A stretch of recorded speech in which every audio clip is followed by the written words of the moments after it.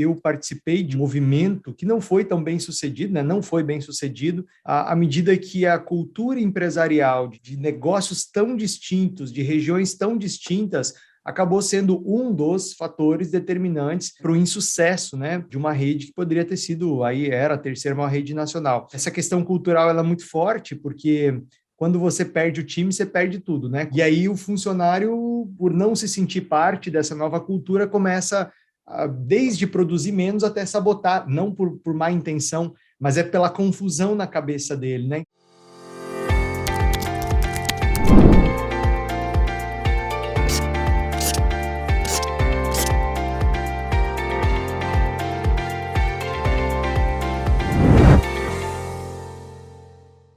Fala, lojista! Seja bem-vindo, seja bem-vinda a mais um podcast Lojista Milionário. O tema de hoje é expansão, desafio da expansão de redes de material de construção.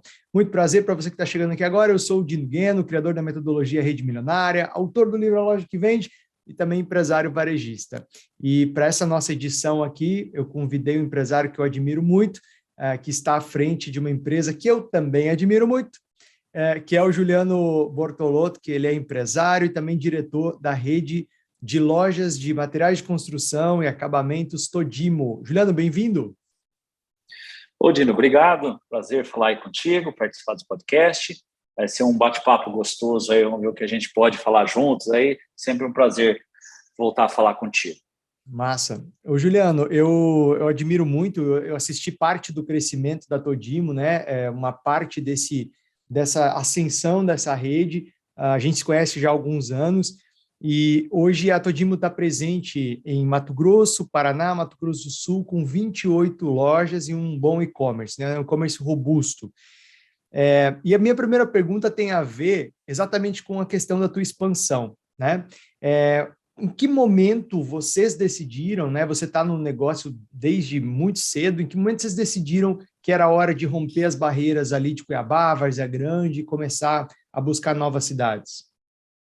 Ok, boa pergunta, Dino. Primeiro que faz tempo mesmo que a gente se conhece, não dá nem para falar tanto tempo, senão vamos descobrir já a nossa idade aí. Mas tá? Eu já tô careca, você ainda está com cabelo, cara. É pouco, mas ainda tem, mas vamos lá. Bom, legal. Primeiro que o foco, a nossa empresa tem quase 40 anos, 39 anos de fundação. A empresa começou aqui em Mato Grosso, mais precisamente em Várzea Grande, né? Aqui na cidade de Várzea Grande. E o nosso foco sempre foi aqui primeiro a capital, depois o interior do estado. Mas qual que foi a linha que a gente definiu para a expansão? Sempre na região do agronegócio brasileiro. Porque o agronegócio, hoje nos últimos 3, 4, 5, 6 anos aí, todo mundo voltou a falar do agronegócio. O agronegócio, aí, segundo os últimos dados, aí, 27% do PIB, um pouco mais já de 27% do PIB, é o agronegócio. Mas nós decidimos, como a gente já estava na região do agronegócio e conhecia as intempéries, né, os percalços que tem o agronegócio, que é diferente do restante da economia, a gente colocou como foco, sim, nós somos uma empresa que temos atuação, varejo de material de construção, na região do agronegócio. Em cima dessa máxima, que para nós isso daí, a gente não vai desviar esse foco, e o target nosso era cidades aí entre 50, 100 mil habitantes até 1 milhão de habitantes. E essa região do agro é uma região fantástica, né? E aí, em cima disso que a gente colocou o plano de crescimento. No primeiro momento, a gente foi para o estado do Paraná, no norte do estado do Paraná, onde é a região bastante agrícola também, muito forte no agronegócio, região já até consolidada no agro, como Londrina, Arapongas, Apucarana, aquela região toda, também tem indústria na região. E mais recente, aí, nos últimos 3 anos e meio, nós chegamos também no Mato Grosso do Sul, né? Onde em 3 anos colocamos já 6 lojas no estado do Mato Grosso do Sul, sendo 4 na capital e 2 nas principais cidades, por enquanto, do interior, e temos novidades em breve. Então, o foco da nossa empresa é a região do agronegócio. Esse é o nosso foco de investimento. Massa, perfeito. Então, isso já responde a parte de uma pergunta, né? Que é quais são os critérios que vocês usam para fazer a expansão, para entrar numa cidade nova, numa região nova. Então, o primeiro critério é uma região em que você tem o agronegócio consolidado, presente, crescente. Segunda, né, mínimo 50 mil habitantes, essa seria uma linha de corte, até porque vocês têm lojas grandes, você tem uma estrutura pesada, né, para suas lojas, então a tua venda tem que tem que ter uma massa ali consumidora. Quais são os outros critérios que vocês usam, Juliano, para escolher uma cidade, para escolher uma região? Não, é lógico, população, renda, embora a renda per capita, ela não pode ser um fator isoladamente para você escolher uma região, tá? Existem regiões que a renda per capita não é tão alta, mas que o varejo vai muito bem. Eu tenho cidades que a renda per capita não vai tão alta. É lógico que você não pode deixar, negligenciar em momento algum a análise competitiva e o índice de saturação de varejo daquela região, daquela cidade que você vai estar, no nosso caso, do material de construção. Então, isso é um fator determinante. Talvez tenha regiões que a gente pode avaliar em outros estados, não necessariamente nos estados que a gente está, que já está muito bem atendido. Então, isso também é um fator, não que ele é excludente, mas que tem que ser analisado, tá? Tem que ser analisado. A gente busca sempre, junto aos órgãos públicos, número de alvará expedido, metros quadrados de obras construídas nos últimos 3 anos, e a gente faz uma média disso por população, e a gente consegue ver outra coisa que monitora muito a gente, é ver os empreendimentos imobiliários, condomínios, loteamentos. Então, assim, a gente acaba sendo muito presente, rodando as cidades, visitando as cidades, queimando sola de pneu, rodando a cidade. Porque essa expansão imobiliária, onde tem um loteamento hoje, onde tem um condomínio amanhã, existe um estudo de mercado. Então, não é só nosso. Aquele empreendedor que fez aquilo lá, ele já fez o estudo. Então, a gente acaba usando também daquele estudo, não com conhecimento técnico daquele estudo, mas alguém que já fez aquilo lá. Então, também são alguns fatores que nos levam a projetar uma região. Massa, vocês também têm investido em pesquisas, Juliano? Nós temos um amigo em comum, que é o professor Heber Capistrano, que atende vocês há bastante tempo, né? Já esteve aqui no podcast falando sobre como medir potencial de venda e potencial de mercado. E vocês também utilizam as pesquisas, né? Utilizam de um planejamento mais estruturado para poder tomar essas decisões, correto? Perfeito. Bem lembrado, o Heber é amigo comum e um grande profissional que quem trabalha com ele, quem o conhece, o admira, né, e nós também. Isso tudo que eu falei anteriormente, ele tem muito do feeling do empreendedor, né? Você vai, olha, tal. Então, vamos dizer, talvez, não tem um peso aqui para nós, tá, gente? Mas talvez 60% é feeling e 40% é pesquisa. Inclusive, nós acabamos de contratar com o Heber, já foi nos entregue uma nova praça que a gente está prospectando, em 2, inclusive, não só a praça, mas em pontos específicos para ver o índice de potencial de consumo e de saturação de varejo e tal. Então, 60% pode dizer que é feeling e 40% a gente vai, sim, na pesquisa. A gente confia nela e normalmente dá certo, viu? Normalmente dá certo. Juliano, quanto tempo faz que você trabalha nesse segmento, nessa empresa? Dino, desde de molecão, desde os 12, 13, 14 anos de idade, faz tempo, né? Faz Então, tempo. tá bom. Acabei ficando nesse segmento e gostando, né? Eu te perguntei isso pelo seguinte, né? Quando a gente fala de feeling, né? Para algumas pessoas pode soar algo como um dom, né? Algo como algo especial, né? Que algumas pessoas recebem. Mas, na verdade, o que você chama de feeling, eu interpreto como esses seus 40 anos, né? Ou quase 40 anos operando esse negócio, né? Vendo erros, vendo acertos, aprendendo com os erros de concorrente, aprendendo com acertos concorrentes, aprendendo com os teus erros, os teus acertos. Então, o feeling, na verdade, também é uma acumulação da experiência, né? Experiência, não tenha dúvida. É baseado nisso, né? Massa, perfeito. O Juliano, o feeling é quilometragem rodada e horas de voo. Boa, Isso daí, perfeito, né? perfeito. Porque para não parecer para para um jovem empresário hoje que começa uma rede, né? A gente dentro da mentoria hoje, Juliano, recebe muitos empresários que começaram um negócio, principalmente uma rede com 5, 6 lojas de moda ou de eletro, uma turma jovem assim que está vindo com muita fome de expansão, de crescimento e que não tem, enfim, um quarto, um quinto da tua trajetória hoje. Então, hoje por isso que é importante, né, esses jovens que não têm essa experiência, essa quilometragem, buscar fontes de informação confiável para tomada de decisão, né? Você faz um equilíbrio disso, né? É lógico que a pesquisa não pode ser jamais descartada, inclusive a gente acredita muito nela, mas a gente acredita nesse mix, né? Claro. Nesse mix aí e tudo mais, e para esse jovem, né, como você lembra bem, além de rodar, de ver e tudo mais, é tentar ver onde está a concentração de calor dos concorrentes, analisar o público. Lógico que Isso tudo tem a ver com o seu público. Você quer um público mais A, mais B, mais C? Qual que é o escopo do teu negócio? Porque você não pode pegar todos os públicos. Você tem que estar bem dimensionado aonde você quer atingir, que público você quer atingir, quais são o propósito para atingir esse público. Então, ela vai mais, a localização, a expansão tem tudo a ver também com o público que você quer atender. E isso tem que estar anterior, né? Ou seja, a tua empresa está formatada para isso, né? Com mix, com atendimento e tudo mais para esse público. Perfeito. Você tocou num ponto que eu considero o essencial, não só eu, mas todos os grandes empresários e os autores e os teóricos e os práticos, que é o seguinte: a primeira decisão do varejista é o público que ele quer fazer feliz, né? A partir da decisão do público, todas as demais decisões se desdobram, né? Sortimento de produto, qual o tamanho da loja, o ponto, o estilo do marketing, o estilo do atendimento, o estilo do pessoal. Lá na metodologia, Juliano, Rede Milionária, a primeira etapa, né, quando a gente recebe o empresário, é exatamente essa revisão do posicionamento e do público-alvo, e a visão de futuro, né, olhar para frente. Falando em olhar para frente, onde é que você vê a Todimo? Como é que você vê a Todimo daqui a 5, 10 anos? Qual que é a tua visão de futuro?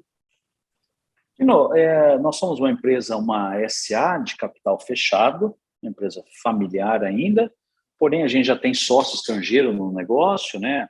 Há 6 anos atrás, um fundo comprou aí quase 24% da nossa companhia, um fundo americano. O aporte que veio, ele foi 100% primário no caixa da empresa, justamente para expansão, tá? Então, nós estamos, esse ano aqui, a gente tem 4 lojas já anunciadas para inaugurar. O ano que vem, nós estamos com um orçamento aprovado para 5 lojas em um novo, talvez, estado. A gente está avaliando, ainda não está nada certo, mas já temos um orçamento. Antes de falar onde que vou estar, eu gostaria só de citar, se você me permite, um pouquinho da característica do nosso setor. O nosso setor é um setor muito pulverizado ainda, extremamente pulverizado. Estão falando, talvez, Dino, o número pode variar um pouco, mas algo como 120 mil lojas no Brasil. Onde os 4 principais players do mercado, desses 4 principais, os 4 maiores do mercado, 3 são multinacionais e uma rede nacional. Todos são com matriz em São Paulo. Esses 4 principais players não têm 15% do setor. Se a gente fizer uma analogia, você pega aí supermercado e tal, você pegar os 4 maiores players, estão falando de 30%, 35% do mercado. Varejo de eletro, se pegar os 4 principais players, estão falando, sei lá, de 40% do mercado.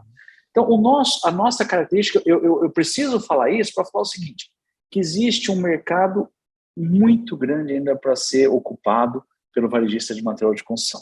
Então, você tem as redes maiores, você tem as redes regionais, como a nossa, e tem as menores.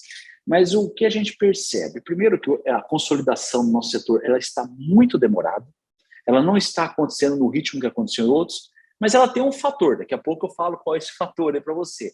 E a gente acha que tem uma possibilidade gigante. E tem muitas empresas, médias, pequenas ou grandes, que, vamos dizer o termo, estão cansadas, talvez não querem mais expandir, não querem fazer o negócio de expansão. Então, como é um setor pouco consolidado, então a nossa necessidade, a nossa vontade, a gente tem conseguido concretizar a nossa vontade de crescer e tudo mais, porque existe muito mercado aberto ainda. Aberto ou não, talvez aberto não seja o termo.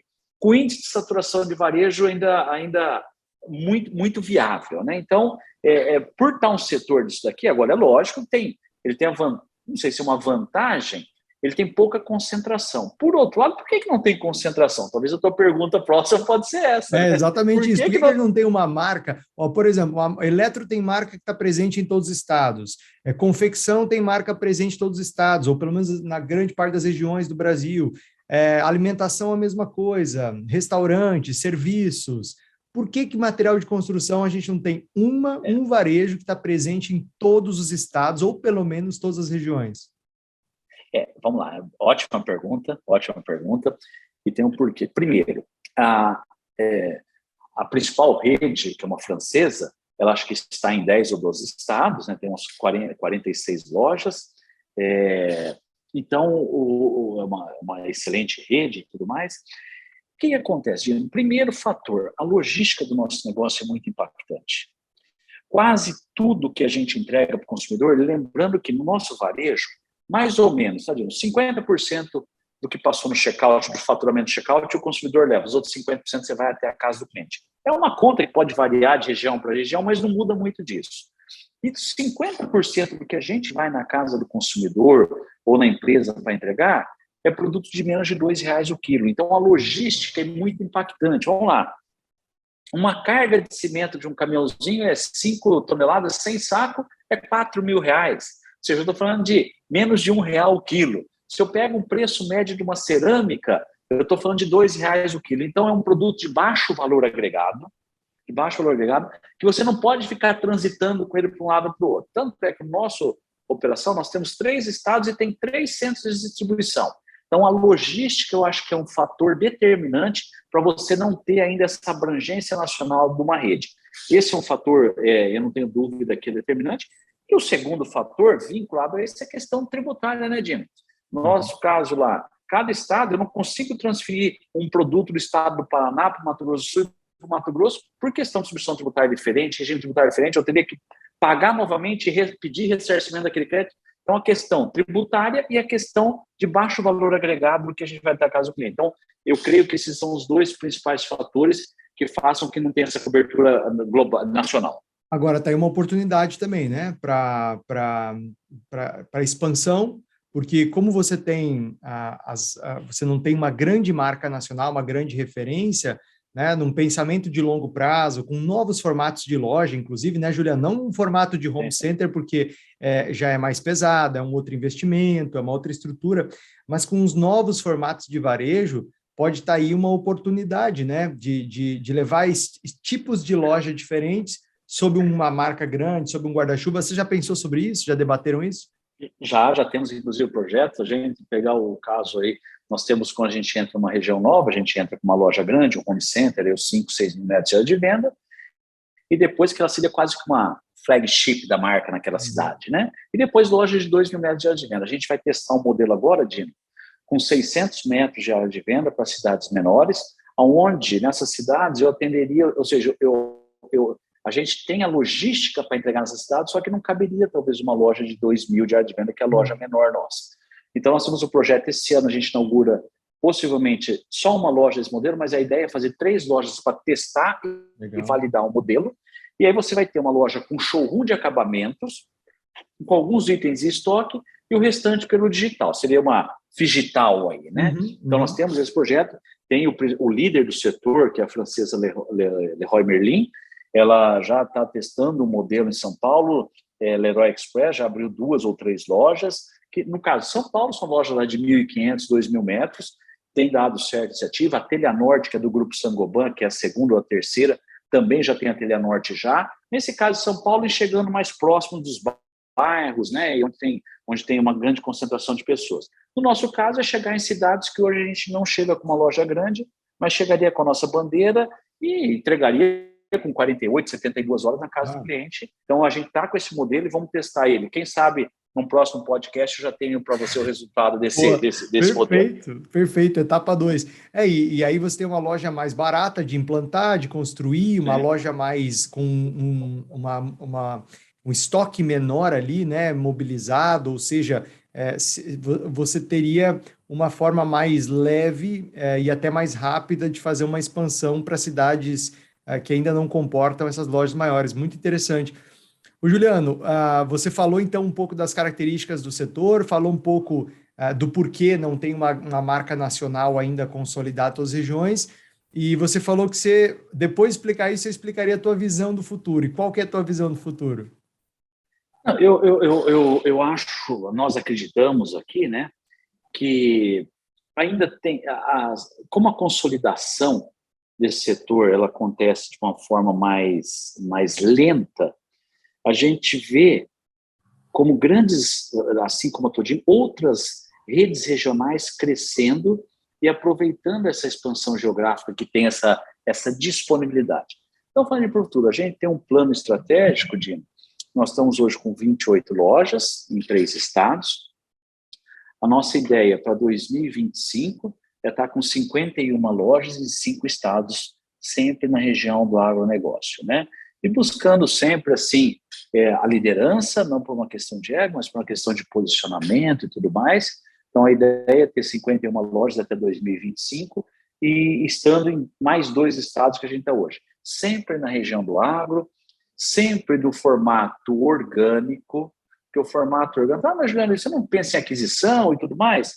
Olha, não nos parece muito razoável a aquisição, não tem tanta disponibilidade de aquisição também, e a gente acredita que o orgânico, o risco é muito menor.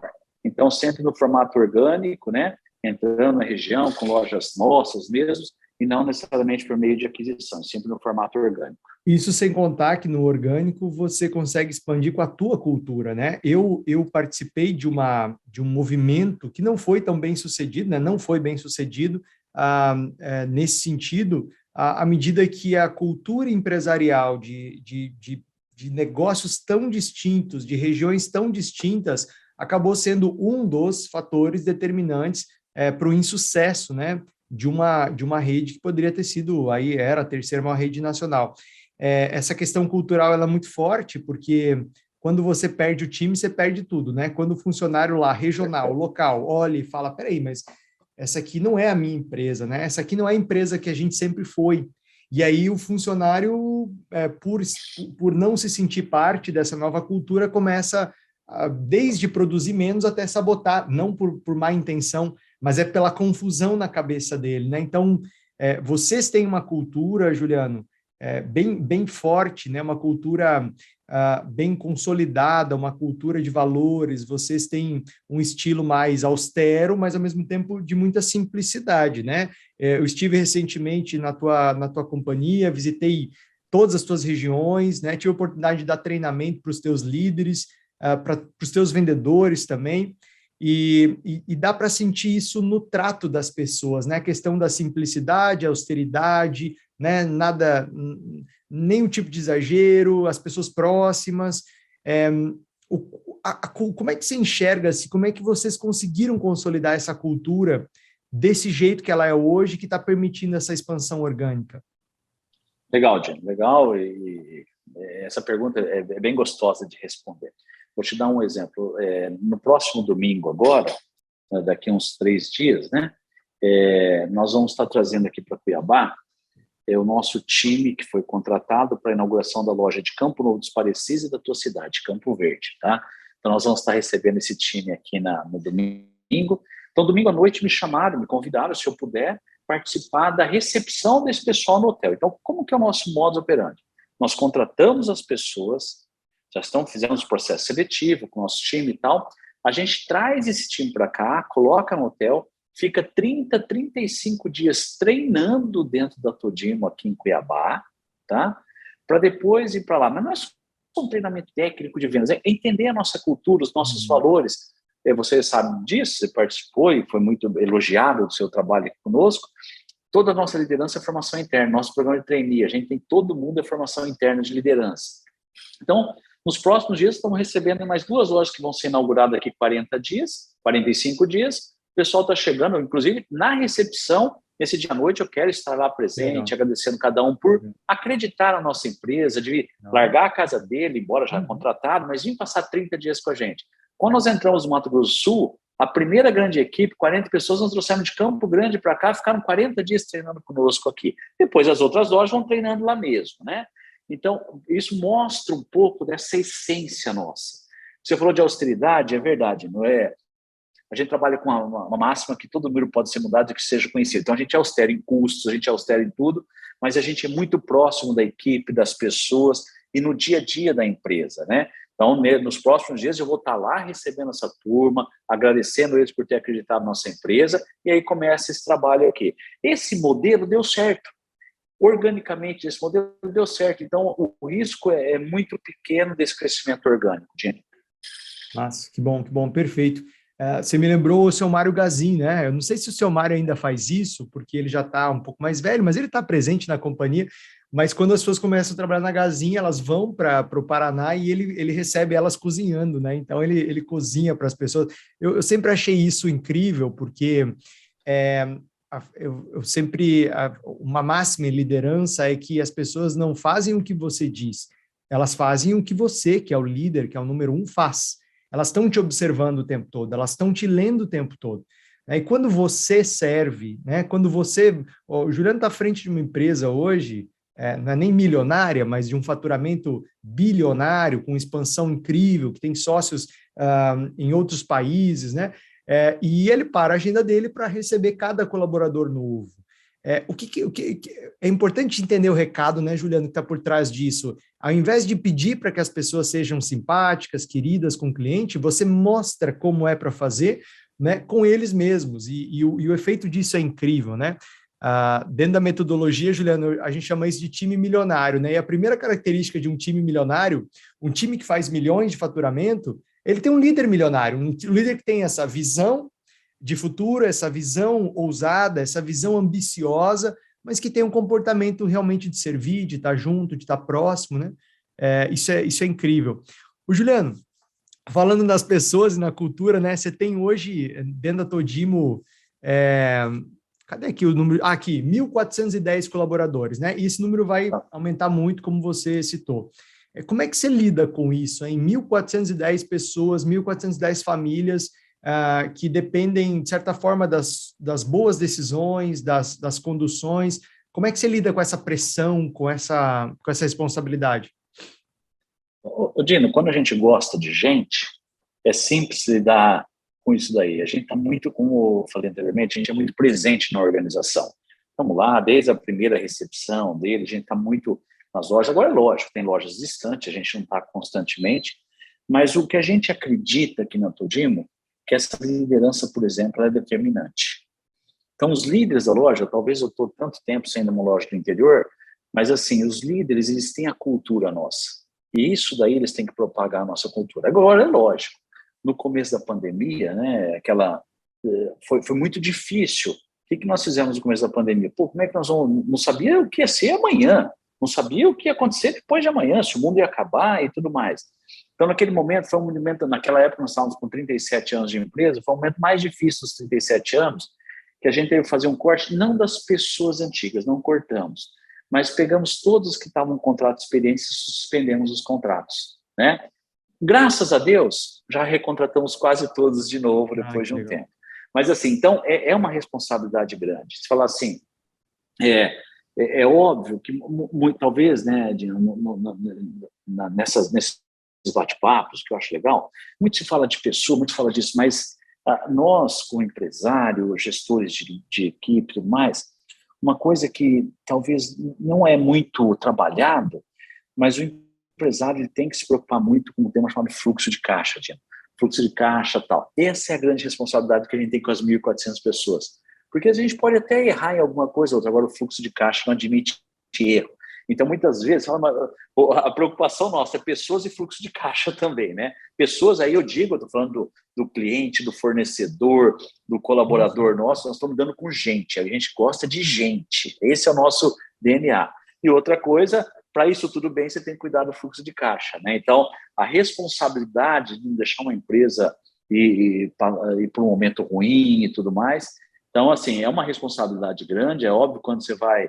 É gostoso você ir para uma loja, inaugurar essa loja, participar, receber essa equipe, falar de expansão, mas tem um todo por trás disso, a ponta do iceberg, né? Você vê a ponta do iceberg, a loja inaugurada, o que está para baixo, essa responsabilidade que a gente tem com a sociedade, com o mercado, de manter uma empresa gerando lucro, uma empresa que consegue se sustentar e principalmente se perpetuar, né? Perpetuar, crescer e perpetuar. Essa é a grande responsabilidade nossa para manter essas 1.400 pessoas e famílias, né, Dino?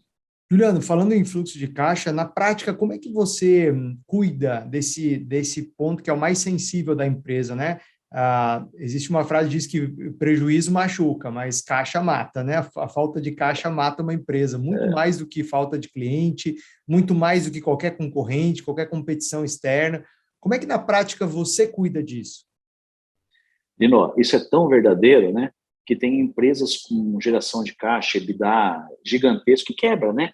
Que quebra, porque descuidou do fluxo de caixa. É óbvio que a gente sempre foi muito cauteloso com isso, sempre fomos muito cautelosos. E aí, quando entrou o TRG, que é esse sócio nosso, um fundo private equity de Nova York, faz 6 anos que está conosco, É óbvio que essa gestão do fluxo de caixa ela foi aprimorada, melhorada e tudo mais. Nós sempre fomos cuidadosos, mas hoje eu digo para você muito mais cuidadoso. Eu digo, eu particularmente não sou o financeiro da empresa, tenho o CFO da empresa, mas assim, o fluxo de caixa para mim é todo dia de manhã e à noite. Todo dia. Esse não pode ter surpresa. E lógico, e longo prazo, né, Dino? Primeiro é um endividamento baixo ou não tem endividamento, mas principalmente se o fluxo de caixa, você não pode fazer um fluxo de caixa de 20, 30 dias. Tudo bem, você pode saber 20, 30, mas você tem que saber daqui 6, 8 meses como é que está o teu fluxo de caixa, inclusive situação de vai fechar de novo, e a pandemia. Nesse aspecto, o que foi? Falar que foi bom, não foi bom. Mas qual foi o aprendizado da pandemia? A gente normalmente a gente trabalha com 2, 3 cenários de fluxo de caixa. Na pandemia, a gente chegou a fazer 5, 6 cenários, porque não sabia se ia cair 70% do faturamento ou não. Como é que você vai trabalhar? Né? Então, a pandemia ensinou, deixou a gente ainda mais especialista. Então, fluxo de caixa eu vejo todo dia de manhã e todo dia no final do dia, até para ver se houve alguma oscilação, alguma coisa, e isso projetando para o resultado no mínimo de 6 meses, no mínimo. Nossa, perfeito. Juliano, na pandemia, você citou aí a pandemia e todo esse desafio, acabou que naquela primeira etapa mais crítica da pandemia, o teu segmento, né, de materiais de construção foi um dos segmentos que mais cresceu, as pessoas começaram a olhar para casa, as pessoas começaram a querer melhorar a casa, né, e esse crescimento, esse boom que se experimentou durante essa primeira etapa, ele se manteve? Como é que está o segmento hoje? Tá, vamos lá. Boa, ótima pergunta. O segmento foi beneficiado, tá? Mas antes disso, eu vou falar o seguinte, Dino. Teve que vir uma pandemia para mostrar para o mundo que a casa é o melhor lugar da gente, né? Não, a casa é o melhor lugar da gente. Claro, Porque claro. muitas vezes no dia a dia, não estou falando que eu gosto de viajar, é o carro e tudo mais. Claro, Mas claro. o que traz dignidade e segurança para uma família? A casa. Aí teve que vir uma pandemia para mostrar que a casa é o melhor lugar da gente, tá? Então, é verdade, houve uma inflação no segmento, que fazia 8, 9 anos que não tinha inflação, isso é bom dizer. Houve uma inflação no segmento que estava represado o consumo. O segmento foi beneficiado, ou quem tinha um apartamento quis uma casa de condomínio, quem tinha um apartamento menor foi maior, ou quem tinha o mesmo apartamento melhorou a casa, melhorou o escritório, melhorou o home office da casa. Então, gerou isso aí. Isso foi global, tá? Não é Brasil. As principais indústrias do setor, o Home Depot, Lowe's, é só olhar os balanços dele, eu tenho acompanhado, sempre acompanho o balanço das publicações, até porque são empresas listadas em bolsa, né? Todas elas fizeram resultados melhores da última década. Então, qual que é o legado? Ainda está daquele jeito? Não. Já deu uma diminuída, longe de falar que está ruim, mas não está naquela euforia. O material de construção, a indústria já está entregando normalmente. Se tem alguma ruptura, mais por um erro, talvez, de reposição do que a indústria está demorando. Antigamente, você pegava um produto, demorava 80 dias para entregar. Hoje, a indústria está entregando com 15. Então, se tem alguma falha ainda, já é mais falha do processo do que ruptura da parte da indústria. Então, isso assim. Porém, o legado ficou. O legado ficou. É óbvio. Por que eu acho, Dino? Acho não, desculpe, eu acredito. Por que deu uma diminuída esse boom da construção? Eu acho que o legado ficou da casa, é o melhor lugar do mundo, o mundo entendeu isso, mas o que no caso do Brasil está influenciando é a taxa de juros. 80% dos imóveis, não sei a última dado estatístico, mas 70%, 80% dos imóveis é financiado. Você imagina o seguinte, há um ano atrás, eu financiar R$ 1 milhão em 30 anos, eu tinha uma parcela, R$ 6.300, R$ 1 milhão um imóvel, em 30 anos eu tinha uma parcela de 6.300. Então, uma renda familiar de R$ 20 mil, eu conseguia financiar 1 milhão. Hoje, esse mesmo financiamento é R$ 9 mil, ou seja, mesmo com a renda familiar aumentou, sei lá, 40% o valor do financiamento, e a renda da familiar de 20 mil já não consigo encaixar. Então, qual que é o grande lance?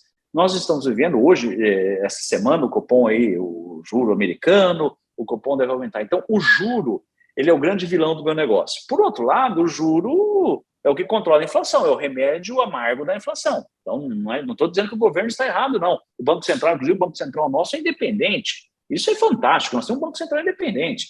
Que isso daí. Mas, nesse momento, eu acho que o legado da pandemia da casa ficou. Diminuiu, mas eu acho que tem mais a ver com o juro do que a vontade de construir e melhorar. Muito bom. Bom cenário, boa leitura. Ô, Juliano, para encerrar aqui, o que não pode faltar para crescer, né? Para crescer uma rede de lojas, ter um faturamento milionário como que vocês têm hoje? Imagina os nossos lojistas que hoje nos ouvem ou nos assistem, que estão lá com 2, 3 lojas, 5 lojas, e sonham em chegar nas 20, 25, depois 50. Você falou aí já do fluxo de caixa, você falou da cultura, né, de uma gestão mais austera, uma gestão muito responsável. Quais são os fatores críticos, na tua opinião, para uma expansão bem-sucedida? Eu acho que acredito que a expansão ela tem que ser planejada e não ir por ondas. Eu vou crescer porque fulano, porque eu vi um concorrente crescer. Faça a coisa certa pelo motivo certo. Eu tenho estrutura para crescer? Se não tem, cuida bem do seu negócio atual, aumenta ele, aumenta o faturamento. Até porque, quando você começa 3, 4, 5, 6 lojas, a complexidade da operação e o custo corporativo ele aumenta uma proporção maior do que o teu faturamento, quando você tem uma unidade só. Primeira coisa é fazer a coisa certa pelo motivo certo. Olha, eu quero crescer. Dino, interessante, esses dias conversando com um colega meu, de outro segmento, falou assim, eu não quero crescer, eu estou bem com o meu negócio, eu acho que ele pode dar muitos frutos e tudo mais. Então, primeira coisa desse meu colega, fazer a coisa certa pelo motivo certo. Agora, se for, cuidem dos processos. Quando você tem só uma unidade, você não tem processo de transferência e de vinda, você não tem mão dupla, mão tripla. Tem muita coisa que é negligenciada. Porque falar de pessoas é redundante e é a parte mais importante. Aí eu falando de gente. E aí eu não estou falando de gente, funcionário, colaborador. Estou falando de gente, é o cliente, é o fornecedor, é o funcionário. Todos são dignos e merecem respeito. Tem que gostar de gente. Ponto. Isso, eu sei que é redundante, mas é importante falar. Claro. Fluxo de caixa já falamos. E tem uma coisa que é chata muitas vezes de mexer e tudo mais, mas é cuidar do processo, Dino. Porque se você não tem processo, você pode implodir uma empresa. Porque você tem 1, 2, 3 lojas. Então, para aquele empresário que está querendo abrir a terceira, a quarta, a quinta, revisa, cria teu escritório de processo. Quando eu falo de criar um escritório de processo, eu não estou falando de ter 10 pessoas, não. É uma pessoa, é 2. Mas vê assim, o teu processo ele é fechado, qual que é a chance de ter um desvio e tudo mais? Então, é um tema que normalmente não se fala, mas cuidar dos processos eu acho importante. E outra, e o mais importante, é a transpiração. É viver o negócio, é gostar do que faz. Se você gosta do que faz, tudo é prazeroso, tudo é prazeroso. É um motivo de orgulho abrir uma loja, é um motivo de satisfação, mas fazer o que gosta é determinante.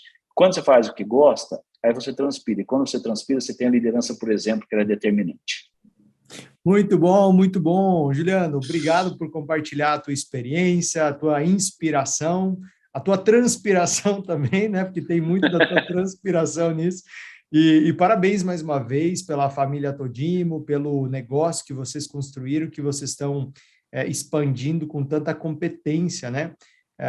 Parabéns. As lojas, se você está aí em Mato Grosso do Sul, Paraná, ou vai passar por esses estados, eu recomendo que você visite uma loja da Todimo. As lojas são lindas, encantadoras, em constante renovação. Uma coisa que eu acho bacana na postura de vocês é que vocês não deixam a loja ficar velha, né? Você vê o home center que você tem em Cuiabá, que é gigantesco. Você botou abaixo um andar inteiro, reconstruiu, está reformando a parte de cima, confusão. As lojas nunca ficam velhas, né? Eu sempre digo, Juliano, que uma loja fica velha primeiro na cabeça e no coração do dono, depois lá fisicamente, depois lá no ponto de venda, né? Mas primeiro tá aqui. E quando tem esse amor verdadeiro, né? Quando você gosta do negócio, como você falou, tem paixão, a loja, ela te mostra isso, né? A loja, ela é um apontador disso, porque ela está em constante renovação, inovação, melhorias contínuas, né? E eu vejo isso muito forte na Todimo. Eu vejo isso feito com muita competência. Então, parabéns e obrigado por participar aqui desse bate-papo com a gente. Ô, Dino, prazer estar aí falar contigo, pessoal. Eu agradeço a oportunidade. E o home já reinauguramos a parte de cima, falta reinaugurar a parte de baixo. A hora que você vir para Cuiabá, faça-nos uma visita, realmente ficou legal.